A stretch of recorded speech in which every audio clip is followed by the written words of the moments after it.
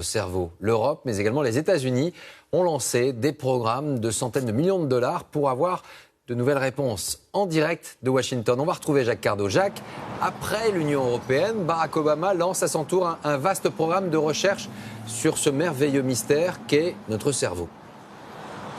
Oui, et un programme ambitieux. 250 millions d'euros ont déjà été débloqués et 3 milliards vont l'être dans les 10 prochaines années pour ce programme baptisé Brain comme le cerveau, mais aussi parce que c'est l'acronyme d'un programme de recherche ambitieux sur les neurotechnologies et sur toutes ces maladies liées de près ou de loin au cerveau comme Parkinson, Alzheimer ou encore l'autisme ou l'épilepsie. 1 milliard de personnes est concerné à travers le monde et le président américain veut que tout le monde s'y mette dans ce pays. Des fondations, des universités, des grands chercheurs, des start-up et même le ministère de la Défense, le Pentagone. Ce n'est pas du tout par philanthropie. Barack Obama l'a rappelé, il y a des jobs à la clé, il y a beaucoup d'argent à se faire. Ceux qui trouveront les bons remèdes s'assureront des lendemains heureux, d'autant qu'il s'agit, on le sait, d'une problématique mondiale. Merci Jacques. Alors aujourd'hui, que sait-on de cet inconnu? Apparemment, les chercheurs reconnaissent avoir étudié seulement 10% de son fonctionnement. Quelles sont les dernières découvertes et les espoirs pour l'avenir? Les enjeux, vous allez le voir, sont multiples. Isabelle Saboureau, Frédéric Bonnet et Jacques Dubose. Le cerveau, l'organe le plus complexe et le plus mystérieux de notre corps. Que sait-on de cet inconnu? Nous ne connaissons que 10% de son fonctionnement et de ses capacités. 100 milliards de neurones, 10 millions de milliards de connexions. Ce tout petit organe d'à peine 2% de notre poids ne se repose jamais. Même quand on dort, 100% du cerveau fonctionne en permanence et consomme un tiers de notre énergie quotidienne. Quelles sont les dernières découvertes? Il y a 20 ans, les progrès techniques révolutionnent sa connaissance.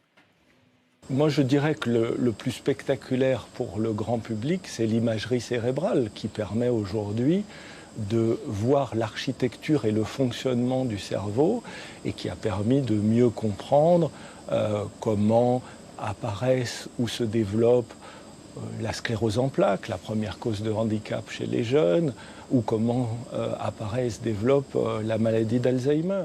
Ainsi, la science commence à décoder ce qui se passe à l'intérieur de notre cerveau, au point par exemple de permettre aux neurones d'actionner directement ce vaisseau virtuel, sans un mot et sans un geste.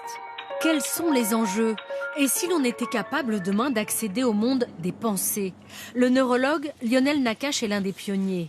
Ce n'est qu'un début, mais grâce aux images IRM et dans un contexte très précis, on peut savoir à quoi pense quelqu'un, à un lieu ou un visage. Vous voyez qu'ici, on retrouve avec cette tache colorée une région qui s'active un peu plus lorsque vous voyez un visage, et inversement, vous avez ici ces deux régions qui sont les aires des lieux, et ces neurones ici s'activent davantage quand on voit un lieu. On peut du coup commencer à essayer de décoder ce que voit quelqu'un et ce à quoi pense quelqu'un. Et ne lui faites pas dire qu'on sera capable un jour de lire dans nos pensées. Lionel Nakache reste prudent, car les perspectives vont du meilleur au pire. À la fois, il y a des côtés positifs, par exemple en médecine, ça permettra d'améliorer la compréhension d'un malade qui ne peut pas communiquer, de savoir à quoi il pense, mais à l'inverse, on voit bien qu'il peut aussi y avoir des risques et des limites à la violation de l'intimité de l'individu. Pourra-t-on un jour percer les mystères du cerveau? Quels que soient les progrès, les chercheurs le savent, des règles éthiques seront indispensables. Cela fait des semaines, des mois pour certains que chaque jour, ils calculaient leur rythme cardiaque, leur foulée, les distances parcourues, avec un seul objectif, préparer le marathon de New York qui se déroulait aujourd'hui. Plus de 3000 Français y ont participé. Et je vous le disais, beaucoup d'entre eux sont désormais des hommes et des femmes connectés qui mesurent tout de leur performance. Une forme d'auto-mesure permanente qui peut parfois tourner